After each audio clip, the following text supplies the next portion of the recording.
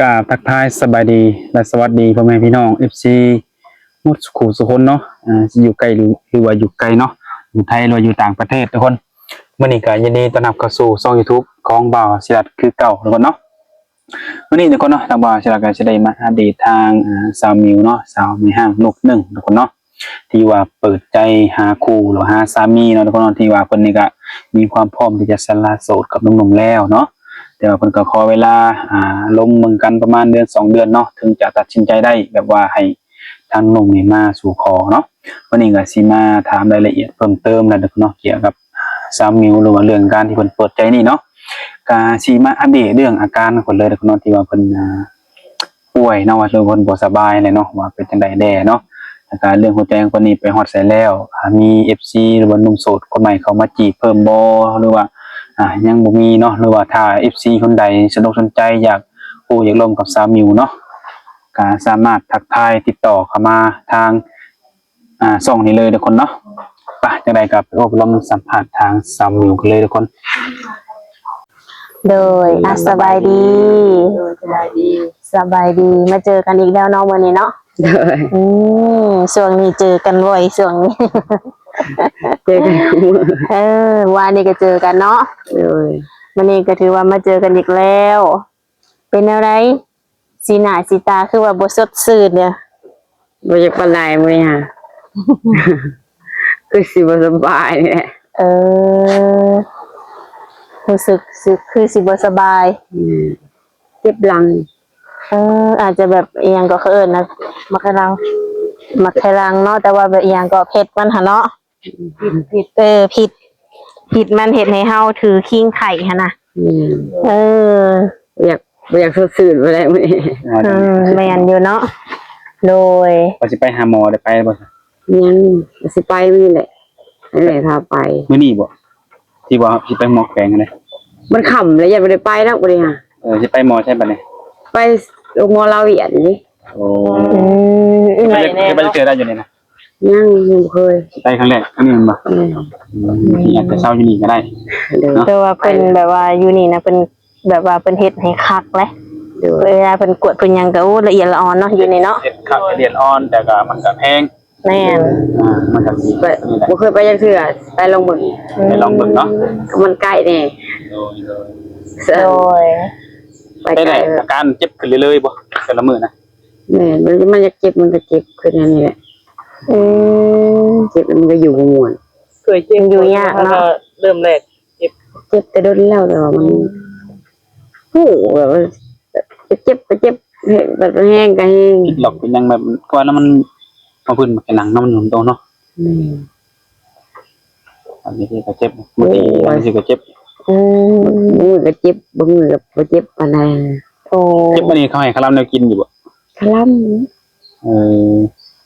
อย่างเช่นอย่างเนี้ยเพิ่นบ่ให้กินนี่หลายอย่างอยู่ที่จะกินนำก็มีอดบ่ได้บ่อดบ่ได้เนาะคาราเมลอยากเนี่ยสบายยืนลมพัดกับสิติวเลยคาราเมลแห้งผอมลงเนาะผมมีแห้งแล้วจะบัดนี้แห้งจ่อยหน่อยแห้งกะลับแห้งแล้วแหละ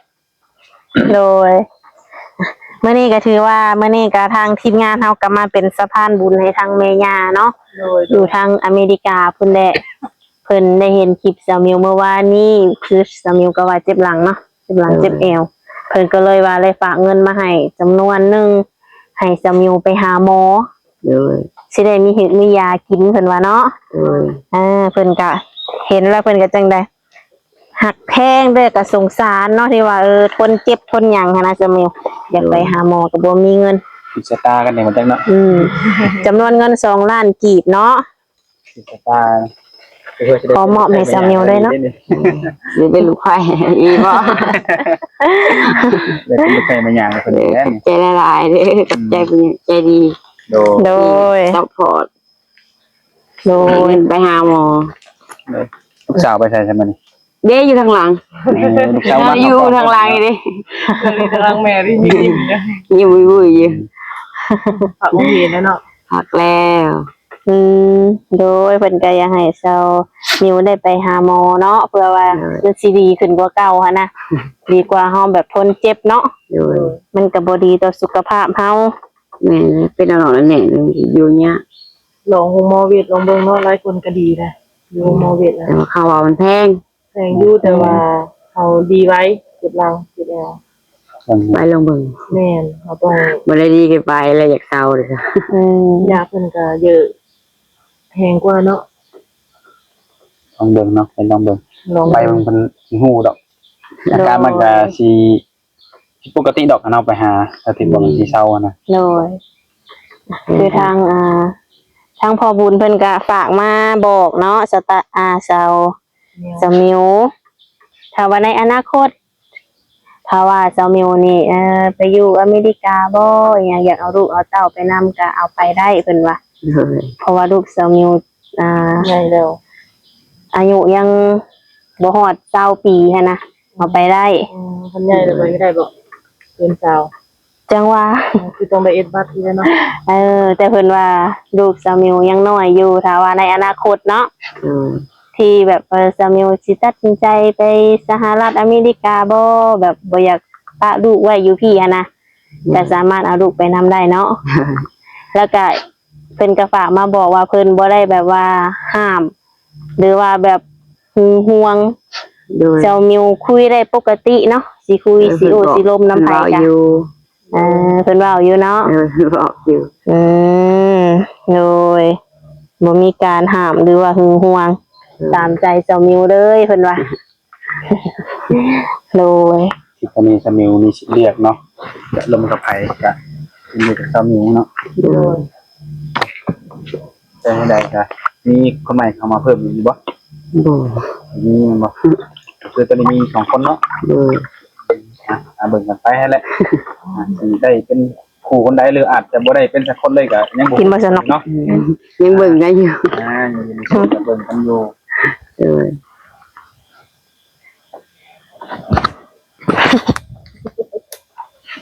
เป็นไดจังได้คุยกับเพิ่นแล้วเป็นไดในความมีความรู้สึกอะไรแน่ตอนเวลาคุยกับเพิ่นนี่ สึกดีแล้วเพิ่นก็ส่วนเว้าส่วนหยังนี่ เป็นคนคุยแบบชวนคุยได้บ่ได้ โดยเป็นคนมักเว้านิสัยดี อื โอเค มแต่ลูกสาวก็ได้ล้มน้ำเพิ่นอยู่บ่ลูกสาวนะ โดยลุงเว้าอยู่ อืมโดยก็ถือว่าเรื่องอนาคตนี่ก็พอเป็นไปได้อยู่เนาะ โดย สำคัญนี่แหละต้องเบิ่งใจกันก่อนให้ใจมันตรงกันแบบพร้อมเพรียงกันก่อนเนาะยังค่อยว่ากันตัวนี้ก็อืม แต่ซามิวคิดแน่ได้ซามิว คิดอะไร ยังบ่ได้คิดไปฮอดใจแม่นบ่ อย่างไปต่างประเทศนะบอก เรื่องนี่แหละหัวใจนี่แหละเนาะ ใจไปฮอดใจแล้วมีความสัมพันธ์ถึงกว่าเก่าบ่ เบิ่งแล้วก็ลงเมื่อวานวันนี้ ถ้าก็ลมมือแรก แต่ว่าในการอบรมกันก็ดีอยู่เนาะ ดีเราดีใครเราดีดีทุกอย่าง อันนี้ดีทุกอย่างเลย บอกว่าให้เกียรติก็ดีแหละ ดีทุกอย่างเนาะก็ให้เบิ่งไปอีกสักระยะหนึ่งก่อนเนาะสักกันเนาะอืม ประมาณ5-6เดือนก่อนเนาะ แล้วก็เป็นคนหมักล่มหมักว่าวนี่โอเค ถึงสเปคอยู่เนาะ เลย อืมนั่นแหละทุกคน กินข้าวได้ซะมานี่ ยัง ข้าวเที่ยงค่ะได้ยังบ่ทันกิน ข้าวเที่ยงข้าวเช้ายังกินอยู่ในดึงเมื่อเช้านี่ เป็นไดมันกินข้าวบ่แซ่บบ่รู้ตั้งบ่อยาก ทุกอย่าง จังพอจังโคมหันแล้วเนาะ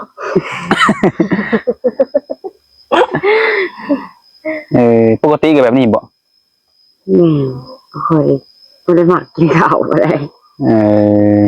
สบายยังแล้วแหละ กินหยังก็บ่แซ่บเนาะ เลย สิไปหาหมอจักโมงซะซามิว ขับได้หน่อยมันยังแดดอยู่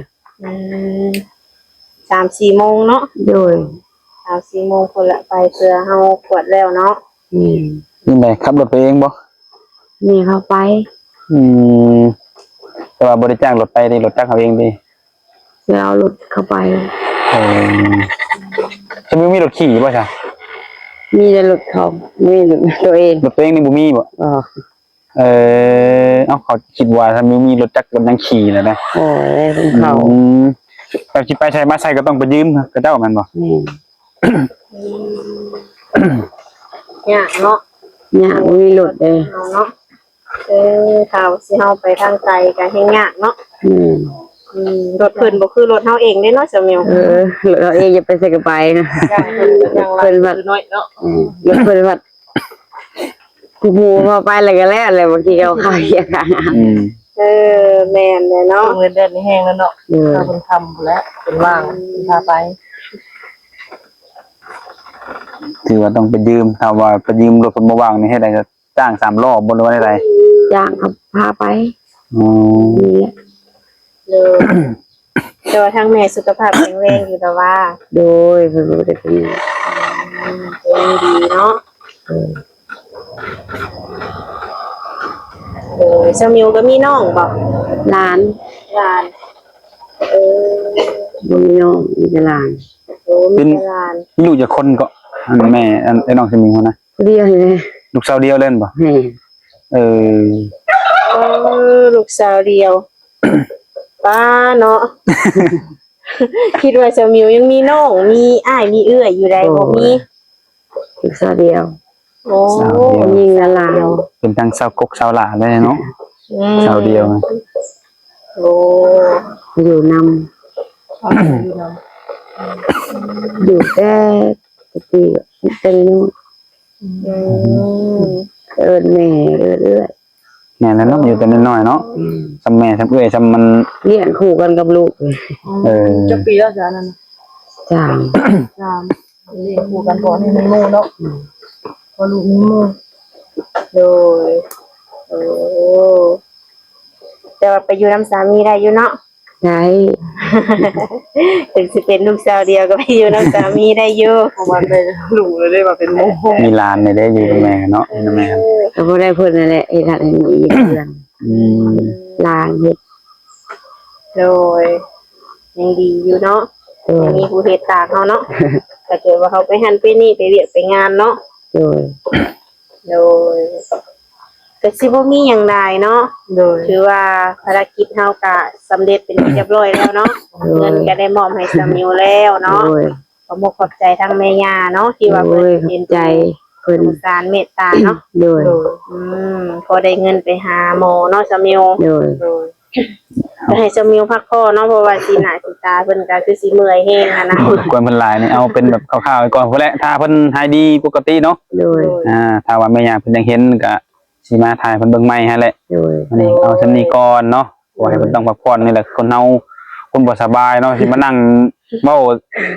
9นาทีนี่โอ้แต่อยู่แล้วล่ะก็ยังบ่แห้งแล้วเนาะ เอาเลยเนาะ จังไดก็ขอให้สมิวหาหมอก็เซาไวๆเนาะ โดยเฮ็ดอยากเศร้าเลย เซาไวๆสิได้มาเอาคลิปให้เพิ่นเบิ่งเต็มที่ โดย เนาะ โอเคขอบใจหลายที่เสียสละเวลามื้อนี้เนาะ โดย แล้วสบายดี สบายดีเด้อ